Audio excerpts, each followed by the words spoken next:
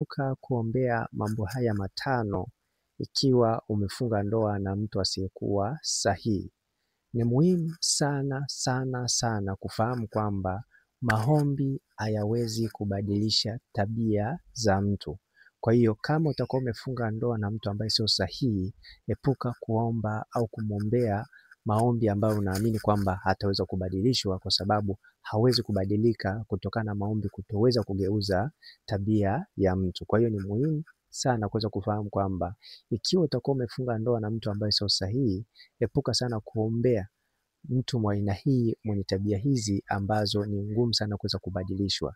Jambo la kwanza, kuombea mtu mwenye tabia ya kutokuwa na hofu ya Mungu, au kuombea mwanaume ambaye hana hofu ya Mungu. Unakuta mwanaume yeye anakushauri kutoa mimba, anakushauri kufanya mapenzi kinyume na maumbile. Hii hata kama utamwombea huyo mwanaume, fahamu kabisa kwamba maombi hayawezi kubadilisha hiyo tabia ya huyo binadamu au huyo mwanaume. Kwa hiyo ni muhimu sana kuweza kujua kwamba hapa maombi hayawezi kufanya kazi.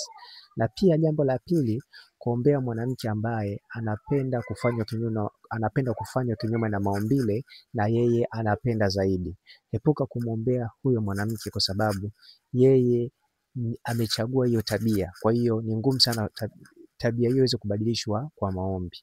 Na pia tabia nyingine au jambo lingine, kuombea mwanaume ambaye anapenda kuvua chupi kila mwanamke anayemuona. Fahamu kabisa kwamba haya maombi hayawezi kufanya kitu chochote. Ikiwa mwanaume ana tabia kuvua chupi kila mwanamke anayemuona, ni ngumu sana kuweza kubadilishwa kwa maombi, kwa sababu maombi hayawezi kubadilisha tabia ya mtu.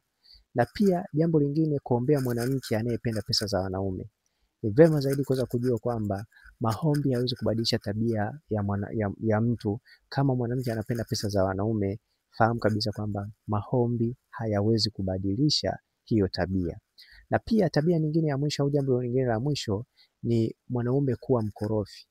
Epuka kuombea mwanaume ambaye ni mkorofi, kwa sababu maombi hayawezi kubadilisha tabia ya mtu. Kwa hiyo ni vyema zaidi kuweza kujua kwamba ikiwa utakuwa umefunga ndoa na mtu ambaye sio sahihi, epuka kuomba maombi kwa ajili ya mambo haya matano, kwa maana maombi hayawezi kubadilisha tabia ya mtu. Sio jambo la kushangaza kusikia mtu ni mpendwa, anasali sana, anaomba sana hivyo katika ndoa, alafu anauawa na mtu ambaye alikuwa anamwombea, kwa sababu maombi hayawezi kubadilisha mtu ambaye ni katili. Kwa hiyo ni muhimu sana kuweza kujua kwamba kama utakuwa umefunga ndoa na mtu ambaye sio sahihi, jambo la msingi ni kuweza kuachana na, yani kuepuka hiyo ndoa au kuachika katika hiyo ndoa, kwa sababu unaweza kujikuta na uawa kwa kuamini kwamba ukiendelea kumwombea huyo mtu ataweza kupona.